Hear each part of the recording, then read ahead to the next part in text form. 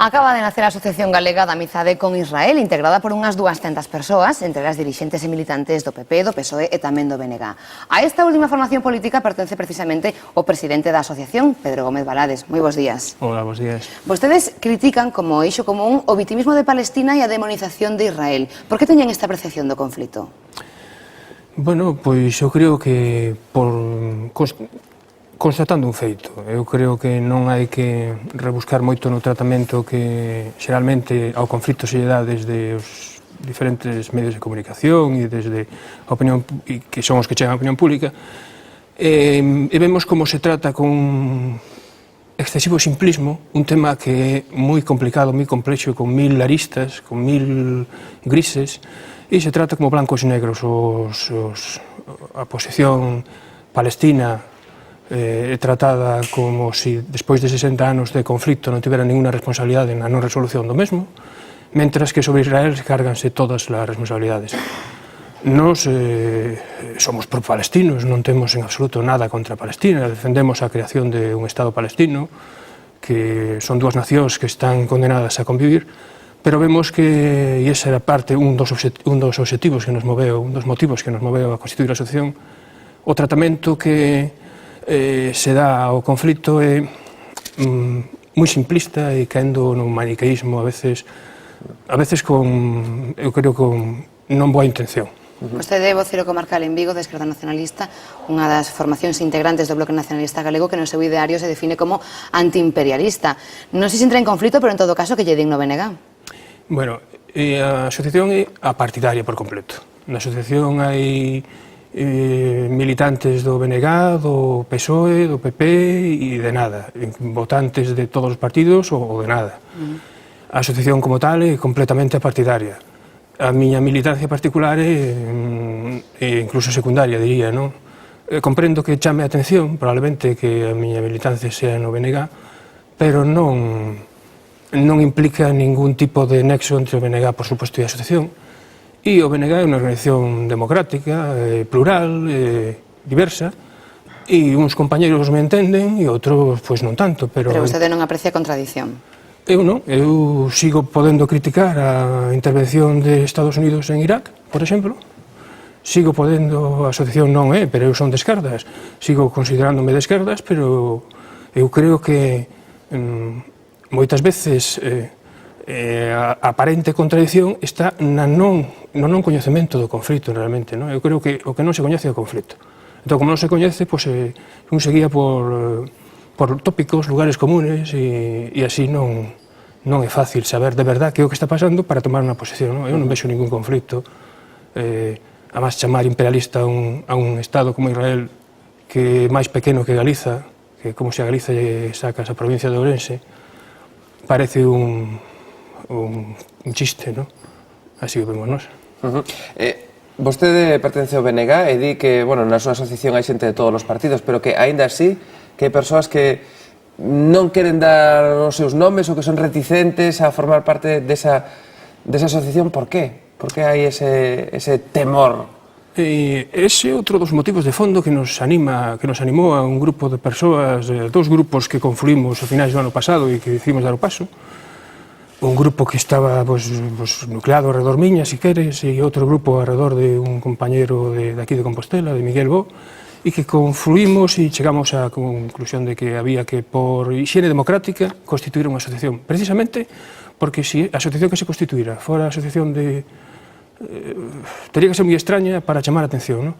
Que chame a atención a constitución de unha asociación de amizade con Israel, creo que obriga, fai claro que era necesaria, non? Me decías, perdona, xa me perdí... Que teñan medo de ser criticados, que había persoas que non querían publicar os seus nomes. Ese é un dos... Bueno, primeiro que calquera asociación non ten por que facer públicos os seus listados, eso parte da liberdade individual de cada un, non? Tampouco son secretos, non? Teremos unha asamblea este ano e ali asistirades convidados os medios, pero hai unha satanización de Israel e hai unha satanización e demonización de todo aquel que se atreve a levantar o dedo defendendo a legitimidade do Estado de Israel, non?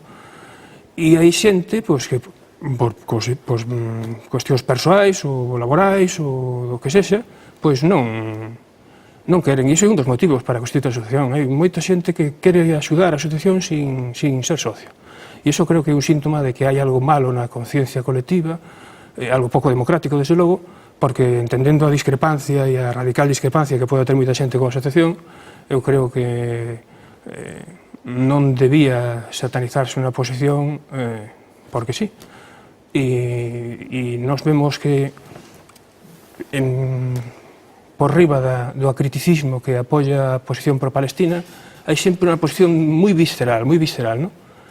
E iso é un síntoma de algo máis fondo, non? É que vostede, de feito, defende que é un tema tabú na sociedade galega poñerse, posicionarse un pouco de parte de Israel. No que si estamos todos de acordo que é un conflito nada simple, dende logo é moi complicado, moi complexo.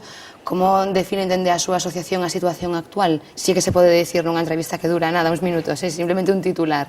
Bueno, complicada, é moi complicada. Si xa era complicada antes, cando os reximes árabes limítrofes ou que rodeaban a Israel estaban gobernados por reximes máis ou menos laicos, a chegada do factor islámico, desde logo, distorsiona todo, non só ali, en ese conflito, sino eso podemos verlo en moitos sitios, non?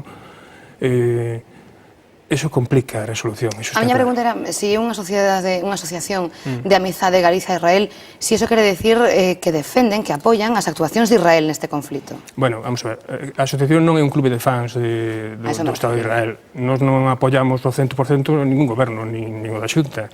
Quer dizer, a crítica, probablemente poucos estados do mundo teñen unha prensa tan crítica co propio goberno como a prensa israelí, é unha prensa moi dura co goberno, non? Máis críticos que poden ser eles mesmos consigo mesmos non van ser, non podemos ser nós. Nós non podemos apoiar ou entender, non podemos, eso sí, o que non podemos é descontextualizar dunha situación cando non directamente bélica, prebélica, o que poda suceder, e nós non damos cheques en branco a ningunha actuación de ningún goberno, nin o de Israel, pero sí comprendemos que están nunha situación de acoso constante desde hai 60 anos, desde o ano 48, e que eso deriva a veces en situacións difíciles de comprender desde Europa, non? Pero unha situación de acoso que perciben tamén no bando palestino ou non?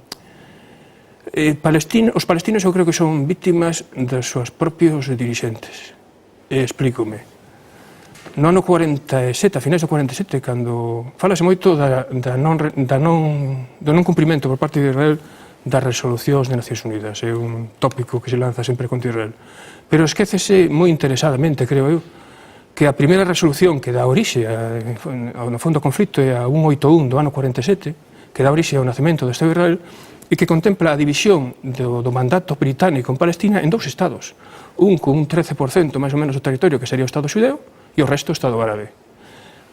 A non aceptación dos Estados árabes desa resolución de Nacións Unidas derivou en unha primeira guerra que supuso que perderon os Estados árabes, que Israel aumentara lixeiramente as súas dimensións, pero curiosamente, estamos falando do ano 48, gran parte do territorio árabe que estaba, según Nacións Unidas, destinado a ser o Estado palestino, non foi creada aí o Estado palestino, e foron os propios Estados árabes os que non crearon aí un Estado palestino. Podía existir desde o ano 48 un Estado palestino, aínda que puxera en cuestión o Estado de Israel ou tivera incluso enfrentamentos co Estado de Israel, pero desde a existencia de un propio Estado palestino. Non existe desde o ano 47 por propios erros dos Estados árabes.